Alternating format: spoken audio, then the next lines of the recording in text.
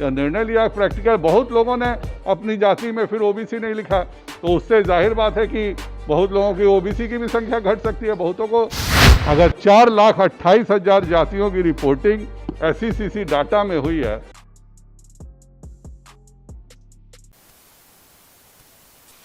नमस्कार, ये आपका वही भारत लाइव है जो कुछ दिन पहले हमारे पता नहीं कौन हमारे ज़्यादा शुभचिंतक हैं जिन्होंने हैक कर लिया था, लेकिन खैर अब आपका भारत लाइव एक बार फिर से आपके सामने वापस आ गया है। और आज जो खबर लेकर के आए हैं वो बिहार की राजनीति में पिछले 24 घंटे में जितनी भी चीज़ें हुई हैं, जितने परिवर्तन हुए हैं, उसमें अब भारतीय जनता पार्टी अपना पक्ष रखने लगी है और साफ कर दिया है भाजपा ने कि अब आगे वो क्या करने जा रही है। जैसा कि आप सभी जानते हैं कि खास करके अगर कहा जाए तो अन्य बातें तो भारतीय राजनीति में और बिहार की राजनीति में चर्चा का विषय बनी हुई है। विकास है, रोजगार है, अन्य मुद्दे हैं, महंगाई है, पेट्रोल डीजल के दाम बढ़ते नज़र आ रहे हैं और उस पर कंट्रोल नहीं हो पा रहा है। इन सब बातों की चर्चा हो ही रही है, लेकिन जो सबसे ज़्यादा चर्चा में आ गया है वो विषय है जातीय जनगणना। और जातीय जनगणना पर नीतीश कुमार को कहीं ना कहीं भारतीय जनता पार्टी ने बैकफुट पे डाल दिया है। अब तो भारतीय जनता पार्टी ने सीधे तौर पे हाथ खड़े कर दिए हैं कि संभव ही नहीं है जातीय जनगणना कराना, क्योंकि जातीय जनगणना कराने का मतलब है कि एक नए विवाद में उलझना। यह विवाद इतना बड़ा हो जाएगा कि आप समझिए कि जब 4,28,000 के आसपास जातियां हों तो ऐसी स्थिति में जातीय जनगणना कितना दुश्वार होगा।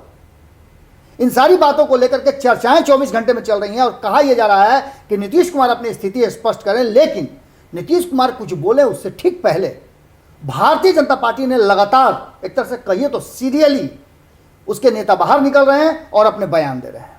इन बयानों में सबसे ऑथेंटिक और महत्वपूर्ण बयान आप प्रदेश अध्यक्ष संजय जायसवाल का मान सकते हैं। संजय जायसवाल ने कल भी यह बातें कही थी, लेकिन आज उन्होंने और भी बड़ी बात कहते हुए सीधी तौर पर अपने हाथ खड़े कर लिए। और हाथ खड़े करते हुए उन्होंने कहा कि चाहे नीतीश जी, यो उनके कहने का तात्पर्य था कि किसी भी परिस्थिति में वो कराने की स्थिति में नहीं है और केंद्रीय नेतृत्व लगभग ये तय कर चुका है। हलफनामा भी दे दिया गया, जिसकी चर्चा भी उन्होंने की, क्यों हलफनामा देना पड़ा और क्यों ये सब चीज़ें हुई। उन्होंने स्पष्ट तरीके से सारी बातें बताई हैं, लेकिन उनके कहने का तात्पर्य इतना ही है कि नीतीश जी रहें या चाहे जाएं, जातीय जनगणना तो नहीं कराने वाली है केंद्र सरकार।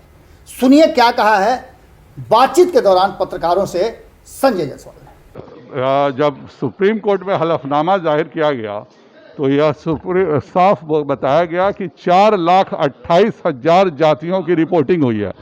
अगर 4,28,000 जातियों की रिपोर्टिंग SECC डाटा में हुई है तो कैसे 4,28,000 कॉलम करके किया जा सकता है। इसलिए सरकार ने यह निर्णय लिया। प्रैक्टिकल बहुत लोगों ने अपनी जाति में फिर ओबीसी नहीं लिखा, तो उससे जाहिर बात है कि बहुत लोगों की ओबीसी की भी संख्या घट सकती है। बहुतों को इस तरह का भी कन्फ्यूजन है।